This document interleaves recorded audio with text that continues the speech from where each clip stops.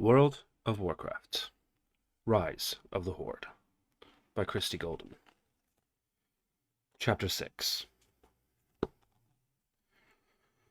The lessons from that time were bitter, brought with blood and death and torment. But ironically, the thing that nearly destroyed us was a thing that would redeem us later. A sense of unity. Each clan was loyal to itself, fiercely dedicated to its members, but not to others. What we united under and against was dreadfully wrong, and for that we are atoning still. Generations after me will still pay for those mistakes, but the unity itself was glorious. And it is that lesson I wish to recover from the ashes. It is that lesson that caused me to speak with the leaders of so many seemingly different peoples to work together towards a goal we all can be proud of. Unity. Harmony. That is the good lesson of the past. I have learned well.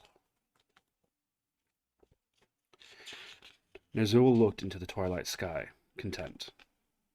The sunset was brilliant tonight. The ancestors must be pleased, he mused, taking a small amount of pride in the thought. Another Kusher had come and gone. They seemed to him to come much harder on each other's heels than they had in the past, and each time the celebration occurred, there was something to rejoice in and something to mourn. His old friend Kashir, he understood that her clan, the Frostwolves, had addressed her reveredly as mother, had passed to the ancestors. From what he had heard, she had died bravely. She had insisted on joining a hunt, something she had not done for years. The Frostwood had hunted Clefthoods, and the ancient mother had been in the vanguard of the charging warriors. She had been trampled to death before any could intervene to save her, and Azul knew that even in her clan, as her clan mourned her, they celebrated her life and how she had chosen to depart it. Such was the way of the Orcs. He wondered if he would see her, and then chained himself for the thought. He would see her if she saw fit to reveal herself to him. Death was not the vast desert of sorrow to a shaman that it was to other Orcs, for they had the privilege to again be in the presence of the beloved dead, learn from the wisdom, and feel their affection. The Frostwolves had a double tragedy, for the intervening time between the Kushars had claimed their leader Garad as well. Frostwolves had had the misfortune on one deceptive sunny day to stumble across no fewer than 3 ogres and one of their monstrous masters. The hideous creatures were stupid but fierce, and the Gron was a cunning foe. The Orcs were victorious, but at grave cost. Despite all the healers could do, Garad and several others died from their injuries that black day. But in the sorrow of losing a leader, and one that Ner'zhul had known and respected, was the joy of seeing new blood come into its own. Kesher had spoken well of young Durotan, and from all Ner'zhul had seen, the youth would make a fine leader. He had watched as Durotan was named chieftain, and had noticed an attractive, fierce-looking female looking on with more than simple clan interest in the proceedings. Ner'zhul felt certain that by the next Kusher, the lovely Draka would be the mate of the new Frostwood chieftain. He sighed, shifting through the images in his mind while filling his eyes with the lights of the glorious sunset. The years came and went and gave their blessing and demanded their sacrifices. He went to a small hut which he had once shared with a mate who had passed to the ancestors several years ago. Rolkem visited him from time to time, imparting no words of wisdom but filling his heart with tenderness and opening him afresh to the needs of his people each time her spirit brushed his. He missed her rough laughter and her warmth beside him at night, but he was content. Perhaps, he mused, Rolkem would come to visit in a vision tonight. He prepared a potion, chanting over it softly, then drinking it slowly. It would not actually cause a vision. Nothing would unless the ancestors willed it, and sometimes vision came upon him when he least expected them.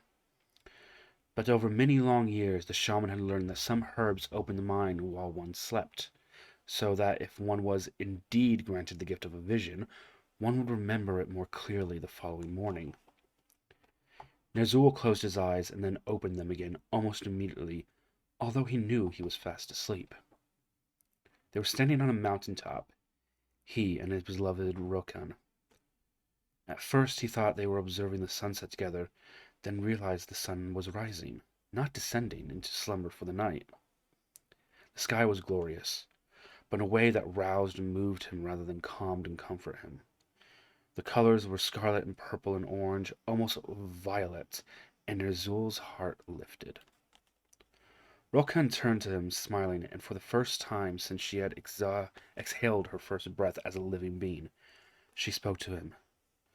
Ner'zhul, my mate, this is a new beginning. He gasped, trembling, overcome with love for her, flooded with the simmering excitement roused by the vibrant colors of the sunrise. A new beginning.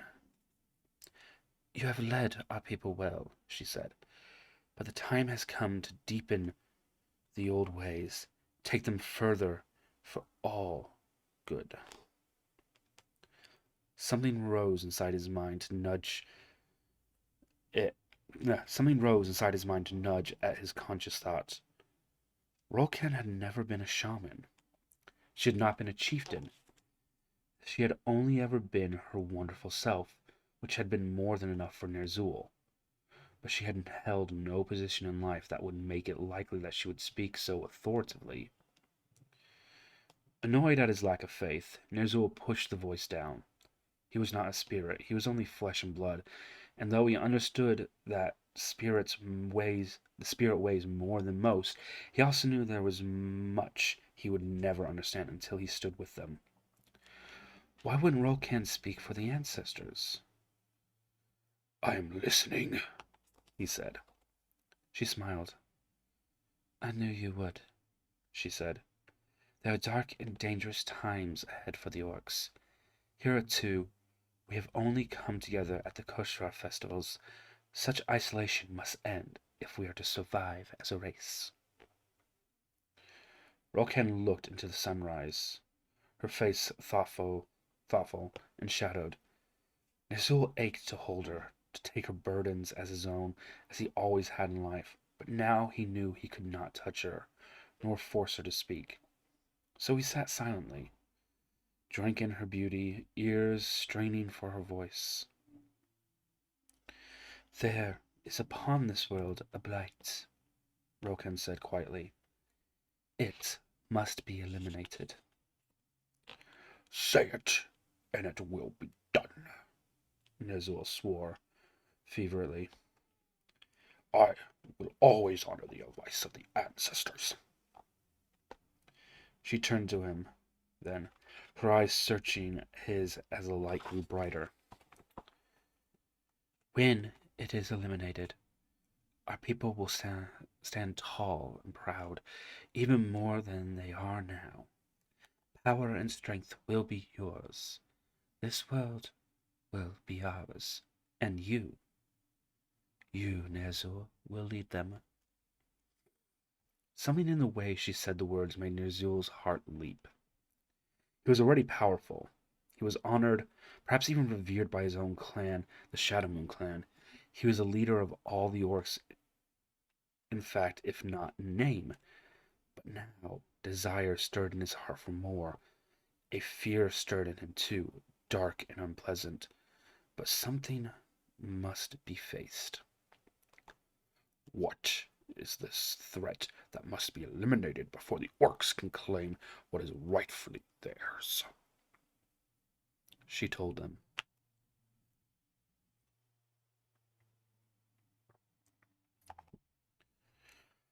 What does this mean? Durotan asked. He broke his fast with the two people in his clan he trusted most, Draka his intended, whom he would wed with full ceremony at the next full moon, and Drekthar, the new head shaman of the clan. Duratan, along with everyone else, had mourned the passing of Mother Kashir. Duratan knew in his bones that she had intended to die that day and wished to make it a good death. She would be missed, but Drekthar had proven himself a worthy successor. Fighting back his personal grief, he had stepped in as the primary healer of the hunt then, and subsequently Keshar would have been proud. Now the three sat and ate in the chieftain's tent, where Duratan, chieftain since his father died in battle against the Gron and their ogres, now dwelt. Duratan was referring to the letter that had recently arrived, borne by a long, lean courier on a long, lean black wolf. He again pursued its contents as he ate porridge made from blood and grain. Unto Duratan, chieftain of the Frostwolf clan, the shaman Ner'zhul gives greetings. I have been granted visions by the ancestors that concern us all as orcs, rather than individual clan members. I would speak with the leaders of all the clans on the 12th day of this moon, as well as every shaman of every clan. You are to come to the foot of the sacred mountain. Meat and drink will be provided. If you cannot attend, I will take it as a sign that you do not care for the future of our people, and act accordingly. Forgive my brusqueness, but this matter is of utmost urgency. Please respond via my courier. Duratan had made the courier wait while he discussed the matter. The courier seemed quite put out, but agreed to stay for a brief time. The aromatic smell of porridge wafting from the large cauldron perhaps helped convince him. I do not understand. I do not know. Other than the obviously Ner'zhul feels this is of extreme importance. Drekthar admitted. Such a thing has never happened outside the kosher ceremonies. Always the shaman have a meeting, then in the presence of the ancestors who wish to attend, but never outside of that. I've never heard of anyone summoning the chieftains, but I've known Ner'zhul all my life. He is a wise and great shaman. If the spirits were to speak to any of us about something that threatens all of us, they would likely through him. Draka growled. Summoning you like you are mere pets to come to his call, she muttered. I mislike this, Duratan. It smacks of arrogance. I do not disagree with you, Duratan said. His hackles had risen at the tone of the letter, and at first he had been inclined to refuse. But as he read it again, he looked past the haughty words to the intent of the letter. Something was definitely troubling the one orc everyone respected, and surely that was worth a few days' travel. Drekka watched him, her eyes narrowing. He looked at her and smiled. I will go, then, and all my shaman. Drekka frowned. I will come with you. I think it would be best if... Drekka snarled. I am Drekka, daughter of Kella, son of Rakeshk. I am your intended, soon-to-be your life partner. You will not forbid me to accompany you. Duratan threw his head back and laughed, warm inside at the display of Drekka's spirit. He had chosen well, all right. From one born weak had come strength and fire. The Frostwood clan would flourish with her by his side. Call in the courier, then, if he has finished his meal, Duratan said, humor still lacking in his deep voice. Tell him that we will come to the strange meeting of Ner'zhul's, but we had best be assured of its necessary when we are there. The Frostwood leader and the shaman were among the first to arrive. Ner'zhul himself greeted them, and the moment Duratan laid eyes on the shaman, he knew he had been right to come. While Ner'zhul was not a young orc, Duratan thought he had aged years in a few months of the last Kushra. He looked thinner, almost wasted, as if he had not been eating for some while. His eyes looked haunted. He grasped Durotan's broad shoulders with hands that trembled, and his thanks were sincere. This was no arrogant play for power, but a genuine feeling of threat. Durotan inclined his head, then left to see his people settled in. Over the next few hours, as the sun sank towards the horizon, Durotan watched a steady stream of orcs progress into the flat meadowlands at the base of the sacred mountain, almost as if gathering there for a Kushra festival. He saw the bright banners that announced every clan fluttering in the breeze, and he felt a smile curve his face when he saw the symbol of the Blackrock clan, Orgrim's clan. Since they had become adults, the two boyhood friends had found their time together limited, and while Orgrim had attended Durotan's chieftain ceremony, they had not seen one another since. Durotan was pleased, but not altogether surprised to see that Orgrim marched only a step behind Blackhand, the hawking and intimidating leader of the Blackrock clan. Durotan's old friend was now second in command, then. Dreka followed her future mate's gaze and grunted, also pleased. She got along very well with Orgrim, for which Durotan was grateful. He was fortunate that the two people who mattered the most to him could be friends with one another. While Blackhand was speaking with Ner'zhul, Orgrim threw Durotan a glance and winked. Durotan grinned back. He was troubled by Ner'zhul's appearance, but at the very least this gathering would give him a chance to visit with Orgrim. Even as Durotan had that thought, however, Blackhand turned away with a snort and waved for Orgrim to follow. Durotan felt the smile on his face ebb. If Blackhand demanded that Orgrim attend him throughout the meeting, then even that pleasure would be denied him. Dreka, who knew him well, reached for his hand and squeezed it. She said nothing. She did not have to. Durotan looked down at her and smiled.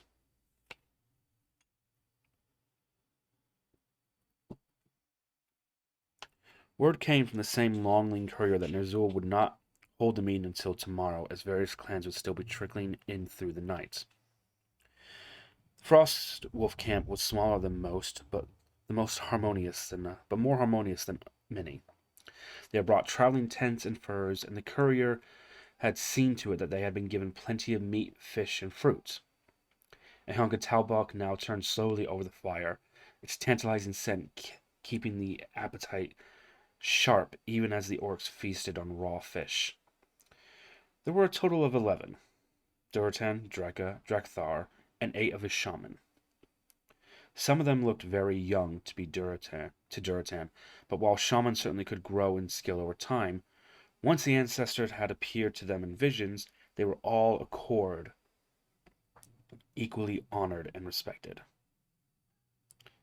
A shadowy form appeared beyond the ring of the fire's illumination. Durotan got to his feet and drew himself to his full imposing height, just in case the visitor had too much to drink and come with belligerent intent. Then the wind shifted, and he laughed as he caught Orgrim's scent. "Welcome, my old friend," he cried, as he went to roughly embrace the other orc. Tall as Durotan was, Orgrim was still bigger, as he had been in their youth.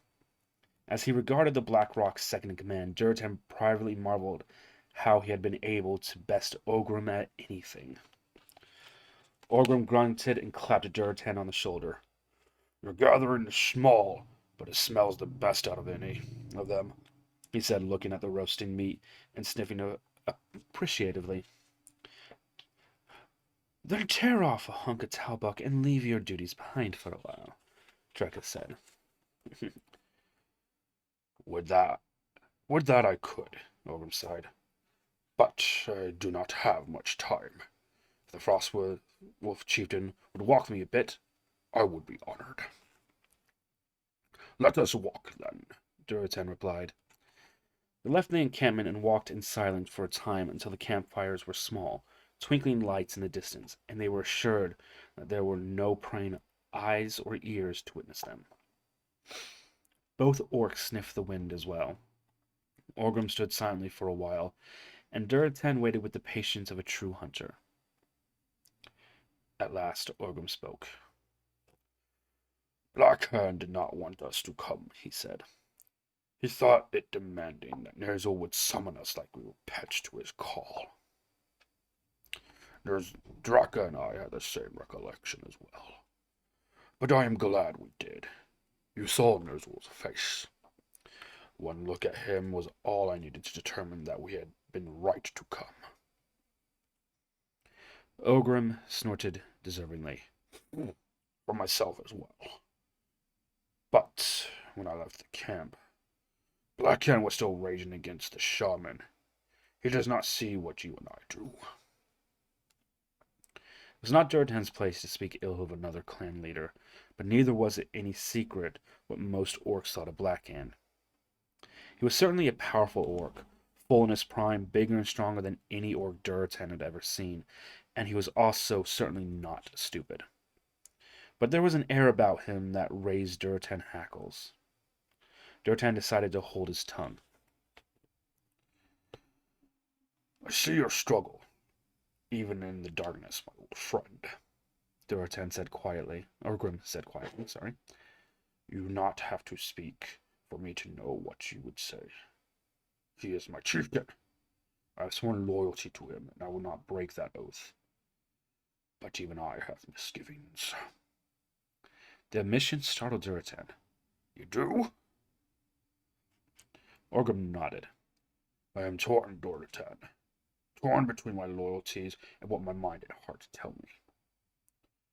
May you never be put in such a position. As second, I can help moderate him somewhat, but not much. He is clan leader, and he has the power. I can only hope that he will listen to others tomorrow and not stubbornly sit on his wounded pride. Durtan feverishly shared that hope. If things were indeed as bad as Ner'zhul's expression seemed to indicate, the last thing he wanted to see was the leader of one of the most powerful clans behaving like a spoiled child. His eyes fell upon a dark shape on Orgrim's back. Pride and sorrow both flooded him as he spoke. You carry the Doomhammer now. Did not know of your father's passing. He died bravely and well, Orgrim said. His hesitated, then said, Do you remember that day long ago when we ran afoul of the ogre and the Draenei saved us? Okay, I can never forget it, Duratan said. The prophet spoke of the time when I would receive the Doomhammer, Orgrim said. I was so excited at the thought of wielding it in the hunt. That was the first time I understood. I mean, really understood. That the day it became my weapon would be the day I would be fatherless. He unstrapped the weapon from his back and hoisted it. It was like watching a dancer, Durtan thought. A balance of power and grace. The moon shone down upon Orgrim's strong body as he moved, crouching, sprang, swung. Finally, breathing heavily and sweating, Orgrim replaced the legendary weapon. It is a glorious thing, Orgrim said quietly. A weapon of power. A weapon of prophecy. The pride of my lineage. And I was shattered to 1,000 pieces with my own hand if it would bring my father back. Without another word, Orgrim strode back toward the small cluster of twinkling fires. Duratan made no move to follow him. He sat for a long time staring up at the stars, sensing deep within his soul that the world he would behold upon awakening tomorrow would be radically different than the one he had known all his life. Chapter 7. I know well that we lost more than we gained, we orcs. At that point, our culture was unspoiled, innocent, pure. We were like children who had always been safe, loved, and protected. The children need to grow up, and we as people were too easily manipulated. There is a place for trust. No one can accuse me of not knowing this, but we must also be careful. Those who have fair faces can deceive, and even those whom we believe in with all our souls can be gullied. It is the loss of our innocence that I lament. When I think back to what those days must have been like, and it was our innocence that led us to our downfall. It was a long line of solemn faces that turned to look at the gathering leaders of the Orc clans. Durotan stood next to Draka, his arm around her waist in a protective gesture, although he was not sure why he felt she needed defending. His eyes widened as they met Drek'Thar's, and he saw in his friend and the advisor's face something that chilled him to the bone. He wished he could stand with Orgrim. There were different clans and different traditions, but other than his intended, there was no one Durotan trusted more. But Orgrim, of course, stood beside his chieftain Blackhand, who looked around at the gathered shaman with thinly concealed annoyance. He has been too long away from the hunt, that one, Draka murmured, nodding in Blackhand's direction. He is spoiling for a fight. Durotan sighed. Now we'll get it. Look at their faces. I've never seen Drek'Thar so. Not even when Mother Kesha's body was broken, Draka said. Durotan did not reply, merely nodded and continued to observe. Ner'zhul strode forward into the center of the gathered crowd. Everybody moved back to give him room. He began to walk sunwise in a circle, murmuring. Then he paused and lifted his hands. Fire burst forth in front of him, leaping skyward in a display that brought soft sounds of appreciation, even from those who had seen such things many times before. It stood towering over them for a long moment, then subsided, settling down to become a traditional bonfire, albeit a magical one. As darkness falls in more ways than one, sit you beside the fire, Ner'zhul commanded. Let each clan sit to itself with its own shaman, and I will call you forth to speak when the time is right.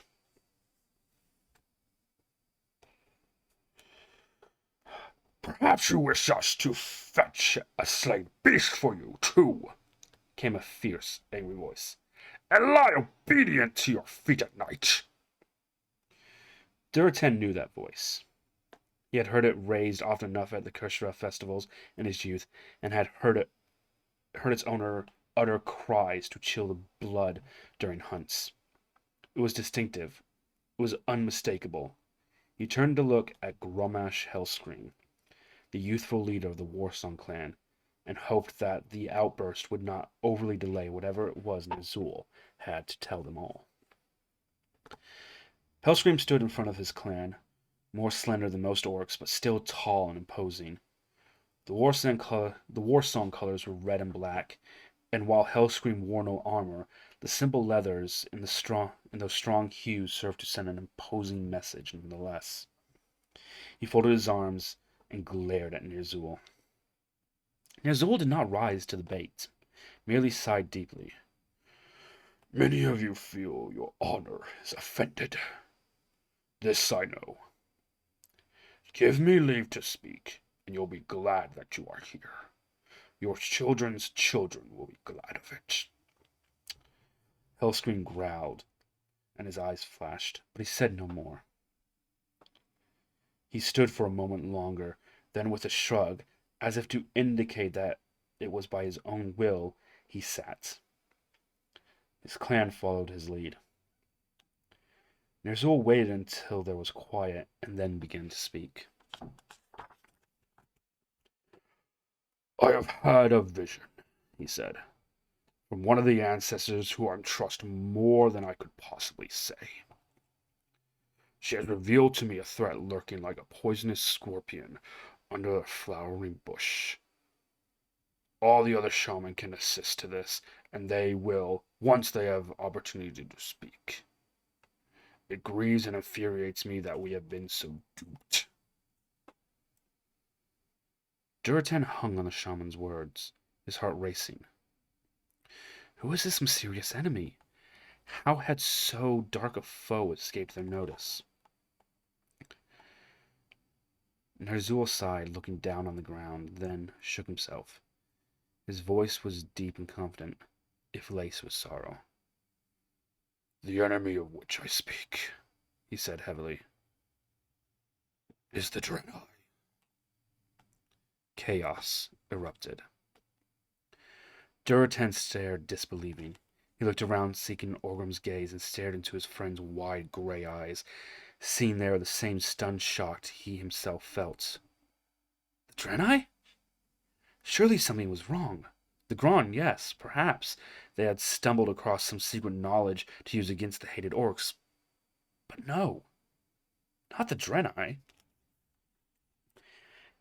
They were not even fighters on the level that the orcs were. They hunted, yes, that was true, but they needed meat as much as any orc in order to survive. They could stand against the Graan and sometimes had assisted in hunting parties a time or two. Duratan's thought went back to the day when two young orc children were fleeing before an ogre whose footsteps made the earth tremble, and the tall blue figures that had appeared out of nowhere to save them. Why would they risk themselves to save two boys if they were truly as methodically evil as Ner'zhul believed? It made no sense. Nothing about this made sense. Ner'zhul was clamoring for silence and not getting it. Blackhand was on his feet, veins standing out in his thick neck, while Orgrim was doing what he could to placate his chieftain. Then a terrible noise piercing the air, shattering the ears, and almost stopping the heart. Grommash Hellscream stood as well, his head thrown back, his chest thrust forward, his black jaw opened so wide it seemed almost to have unhinged itself like a snake's. Nothing could compete with Hellscream's war cry, and stunned silence ensued. Grommash opened his eyes and grinned at Ner'zhul, who seemed completely nonplussed at having a former antagonist become an ally so quickly. Let the shaman continue, Hellscream said. So utter was the silence after his outburst that the words were heard by all, even though they were spoken in a controversial tone. I want to hear more of this new old enemy. Ner'zhul smiled gratefully. I know this startles you. It shocked me as well, but the ancestors do not lie. These seemingly benevolent people have been waiting for years until the time was right to attack us. They sit safely behind their strange buildings made of materials we do not understand, and they harbor secrets that could benefit us greatly. But why? Duratan spoke before he himself realized he had. Heads turned to look at him, but he did not back down. Why do they want to attack us? If they harbor such vast secrets, what do they need from us? How could we possibly defeat them if this is true? Ner'zhul looked discomforted. That I do not know. But I do know the ancestors are concerned. We outnumber them, Blackhand growled. Not by that much, Duratan shot back. Not against the superior knowledge. They came here on a ship that sails between worlds, Blackhand. Think you they will fall? Think you they will fall to arrows and axes? Blackhand's heavy brows drew together. He opened his mouth to retort. This has been simmering like a stew on a fire for many decades, Ner'zhul interrupted, forestalling the argument. Resolution and eventual victory will not come overnight. I do not ask you to go to war this moment, but simply to be aware, to prepare, to discuss with your shaman the right course of action, and to open your minds and hearts to a union that will ensure triumph. He spread his hands imploringly. We are separate clans, yes, each with its own traditions and heritage. I am not asking you to give up that proud history. Merely asking you to open your minds to a unity that takes clans that are strong alone and turns them into an unstoppable force. We are all orcs. Blackrock, Warsong, Thunderlord, Dragon Ball. Don't you see how little these distinctions matter? We are the same people! In the end, we want safe homes for our young, success in the hunt, mates who love us, honor among the ancestors. We are more alike than different. Durotan knew this to be true, and glanced over at his friend. Orgrim stood behind his chieftain, tall and imposing and solemn.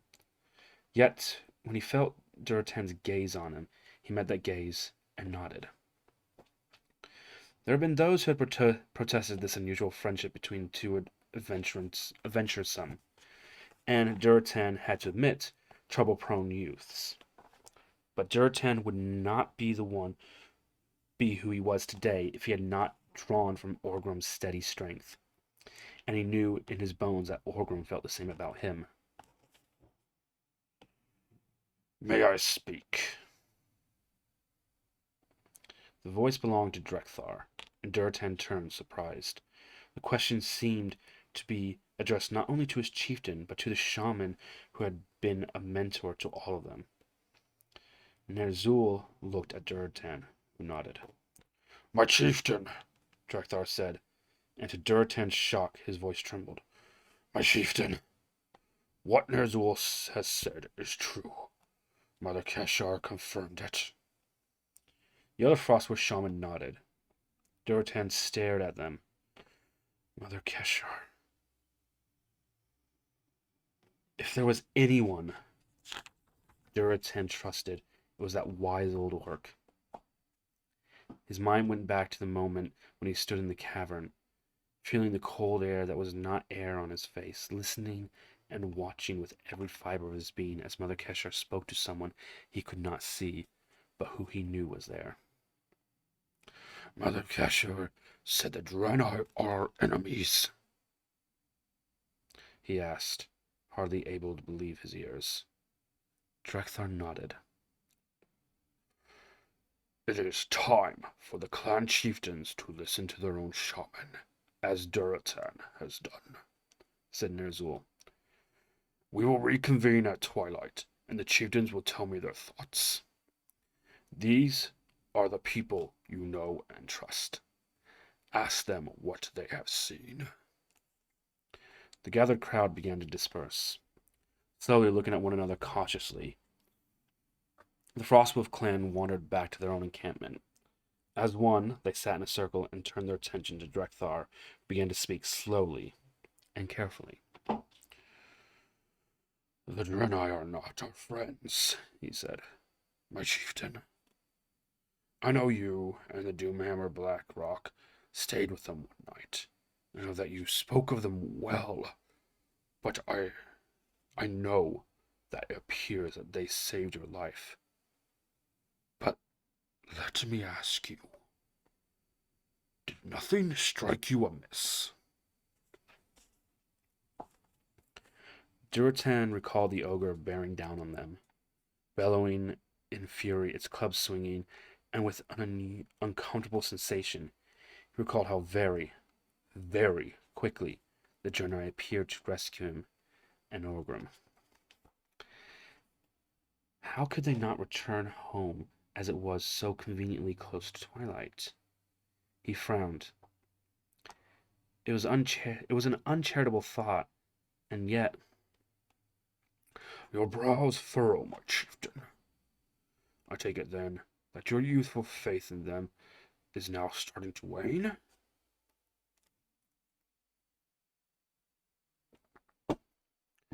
Durotan did not answer, nor did he look at his clan's head shaman. He stared down at the earth, not wanting to feel this way, but unable to stop the doubt from creeping into his heart. Like the cold fingers of a frosty morning, in his memory, he again spoke to Restylon, telling the tall blue Draenei, We were not as we were now. "No, you are not," he said. "We have watched the orcs grow in strength and skill and talent.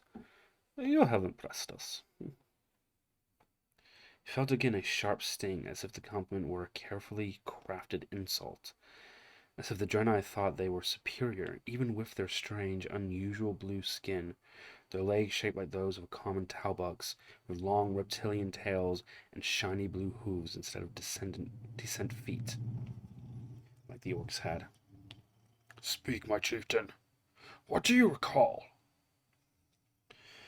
Durtan told him in a rough and heavy voice of the fruivorous arrival of the Draenei, of Restylon's near arrogance, And Velen, the prophet, asked many questions about us, and he was not making idle conversation.